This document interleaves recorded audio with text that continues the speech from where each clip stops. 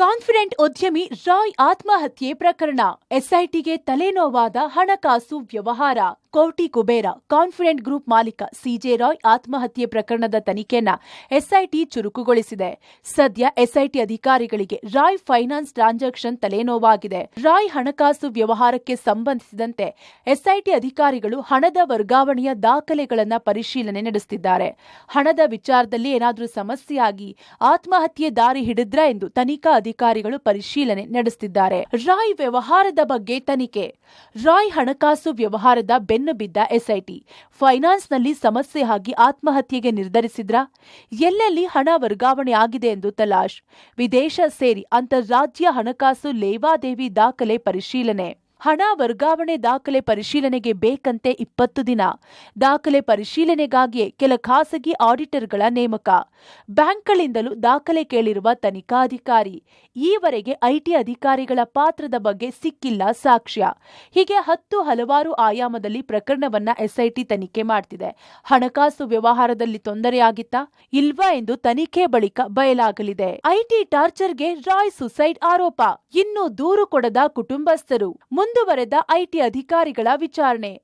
ಉದ್ಯಮಿ ರಾಯ್ ಒಡೆತನದ confident group ಕಚೇರಿಯಲ್ಲಿ ಐಟಿ ಅಧಿಕಾರಿಗಳು ತಲಾಶ್ ಮಾಡುತ್ತಿದ್ದಾಗ ಶೂಟ್ ಮಾಡಿಕೊಂಡು ಆತ್ಮಹತ್ಯೆ ಮಾಡಿಕೊಂಡಿದ್ರು.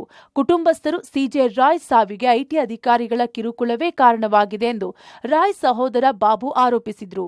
ಕುಟುಂಬಸ್ಥರು ಇಲ್ಲಿಯ ತನಕ ಅಧಿಕೃತವಾಗಿ ಐಟಿ ಅಧಿಕಾರಿಗಳ ವಿರುದ್ಧ ಯಾವುದೇ ದೂರು ದಾಖಲಿಸಿಲ್ಲ. ವಿಚಾರಣೆ ಮಾಡಿದ ವೇಳೆಯೂ ಐಟಿ ಅಧಿಕಾರಿಗಳ ವಿರುದ್ಧ ಕುಟುಂಬ ಹೇಳಿಕೆ ದಾಖಲಿಸಿಲ್ಲ. ಆದರೆ ರಾಯ್ ಆತ್ಮಹತ್ಯೆ ಮಾಡಿಕೊಂಡಾಗ ಕಾನ್ಫಿಡೆಂಟ್ ಕಚೇರಿಯಲ್ಲಿದ್ದ ಇಬ್ಬರು ಅಧಿಕಾರಿಗಳನ್ನ ಪ್ರಾಥಮಿಕವಾಗಿ ಅಶೋಕ್ ನಗರ ಪೊಲೀಸರು ವಿಚಾರಣೆ ಮಾಡಿ ಮಾಹಿತಿ ಕಲೆ ಹಾಕಿದ್ದಾರೆ. ಪ್ರಕರಣದ ತನಿಖೆಯನ್ನ ಸರ್ಕಾರ ಎಸ್ಐಟಿಗೆ ವಹಿಸಿರುವುದರಿಂದ ರಾಯ್ ದಾಖಲಾತಿ ಹುಡುಕಿ ಬಂದ ಐಟಿ ಅಧಿಕಾರಿಗಳಿಂದ ಎಸ್ಐಟಿ ಅಧಿಕಾರಿಗಳು ಈಗ ದಾಖಲೆ ಕೇಳಿದ್ದಾರೆ ಎನ್ನಲಾಗಿದೆ. ಐಟಿ ಬಳಿ ದಾಖಲೆ ಕೇಳಿದ ಎಸ್ಐಟಿ. ರಾಯ್ ಸುಸೈಡ್ ವೇಳೆ ಇದ್ದ ಐಟಿ ಅಧಿಕಾರಿಗಳ ವಿಚಾರಣೆ. ಅಶೋಕನಗರ ಪೊಲೀಸರಿಂದ ಮುಂದುವರೆದ ವಿಚಾರಣೆ. ಐಟಿ ಅಧಿಕಾರಿಗಳಿಂದ ದಾಖಲೆ ಕೇಳಿರುವ ಎಸ್ಐಟಿ. ದಾಳಿಯ ಕಾರಣ ರಾಯ್ ಹೇಳಿಕೆ ದಾಖಲು ವಿಚಾರ.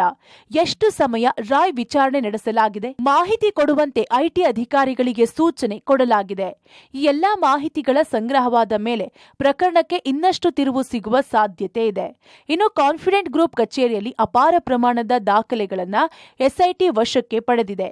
ಯಾವುದೇ ವ್ಯವಹಾರ ಮಾಡಿದ್ರೂ ಎಲ್ಲವನ್ನೂ ಬರೆದುಕೊಳ್ತಿದ್ರಂತೆ ರಾಯ್.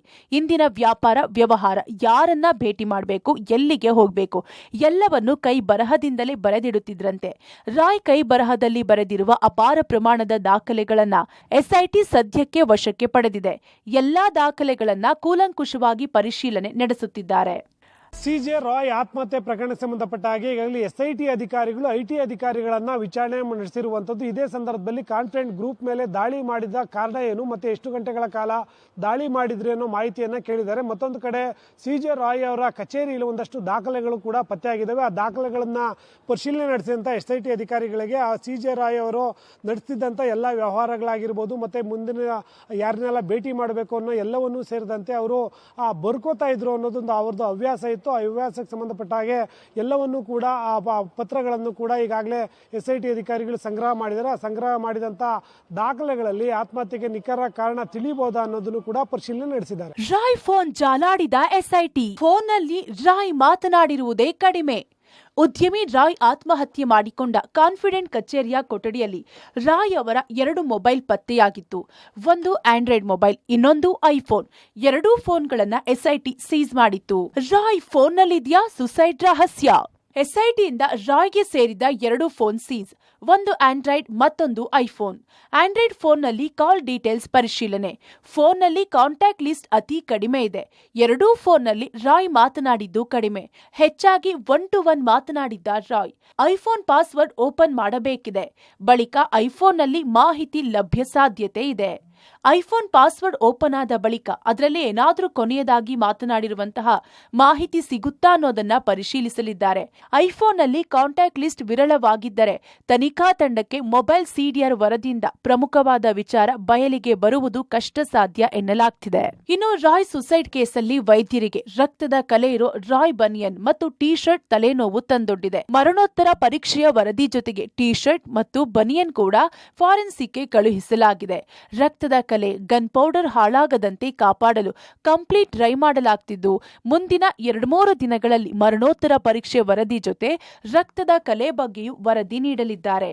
ಇನ್ನು ಸಿಜೆ ರಾಯ್ ಅವರ ಮೃತದೇಹದ ಮರಣೋತ್ತರ ಪರೀಕ್ಷೆ ನಡೆಸಿದಂತ ವೈದ್ಯರಿಗೆ ಅವರು ಬಳಸ್ತಿದ್ದಂತ ಟಿ ಶರ್ಟು ಮತ್ತೆ ಬನಿಯನ್ ಮೇಲೆ ರಕ್ತದ ಕಲೆಗಳು ಕೂಡ ಪತ್ತೆಯಾಗಿರುವಂತದ್ದು. ರಕ್ತದ ಕಲೆ ಮತ್ತೆ ಗನ್ ಪೌಡರ್ ಹಾಳಾಗದಂತೆ ಅದನ್ನ ಡ್ರೈ ಮಾಡಲಾಗಿದೆ. ಡ್ರೈ ಮಾಡಿದ ನಂತರದಲ್ಲಿ ಆ ಟಿ ಶರ್ಟು ಮತ್ತೆ ಬನಿಯನ್ನ FSL ಕಳಿಸಿದ್ರೆ. ಅದ್ರ ಜೊತೆಗೆ ಈಗಾಗಲೇ ಮರಣೋತ್ತರ ಪರೀಕ್ಷೆ ಕೂಡ ನಡೆದಿದ್ದು 2-3 ದಿನಗಳಲ್ಲಿ ಆ ಮರಣೋತ್ತರ ಪರೀಕ್ಷೆ ಮತ್ತು ಆ ರಕ್ತದ ಕಲೆ ಗನ್ ಪೌಡರ್ಗಳ ಸಂಬಂಧಪಟ್ಟ ಹಾಗೆ FSL ರಿಪೋರ್ಟ್ ಕೂಡ ಬರಲಿದೆ. ಹಾಗಾಗಿ ಅದಕ್ಕೆ ಆ ವೈದ್ಯಾಧಿಕಾರಿಗಳು ಕಾದಿರುವಂತದ್ದು. ಪ್ರಕರಣದ ತನಿಖೆಗಾಗಿ ಎಸ್ಐಟಿ ರಚನೆ, ಎಸ್ಐಟಿ ವರದಿ ಬಳಿಕ ಮುಂದಿನ ಕ್ರಮ.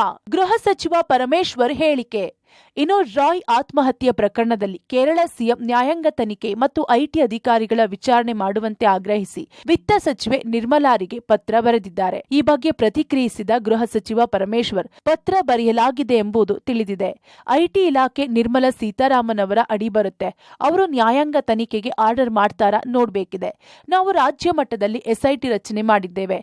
ಎಸ್ಐಟಿ ವರದಿ ಬಂದ ನಂತರ ಮುಂದಿನ ತೀರ್ಮಾನ ಎಂದಿದ್ದಾರೆ. ಪತ್ರ ಬರೆದಿದ್ದಾರೆ ಅನ್ನೋದು ಗೊತ್ತುಬಿಟ್ಟು ಕಂಟೆಂಟ್ ಗೊತ್ತಿಲ್ಲ. ಆದ್ರೆ ಅವರು ತೀರ್ಮಾನ ಏನ್ ಮಾಡ್ತಾರೆ ಕಾಯ್ದು ನೋಡೋಣ.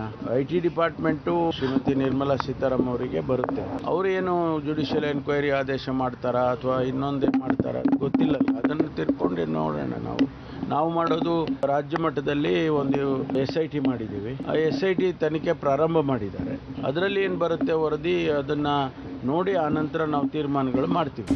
ಒಟ್ಟಾರೆ ಕೋಟಿ ಒಡೆಯ ರಾಯ್ ಸುಸೈಡ್ ಪ್ರಕರಣದಲ್ಲಿ ಎಸ್ಐಟಿ ತನಿಖೆ ತೀವ್ರಗೊಳಿಸಿದ್ದು, ಎಸ್ಐಟಿ ಅಧಿಕಾರಿಗಳ ಕಿರುಕುಳದ ಕಾರಣಕ್ಕೆ ರಾಯ್ ಆತ್ಮಹತ್ಯೆ ಮಾಡಿಕೊಂಡ್ರಾ ಎಂಬುದು ತನಿಖೆಯಿಂದಷ್ಟೇ ಹೊರಬರಬೇಕಿದೆ. News desk, public TV.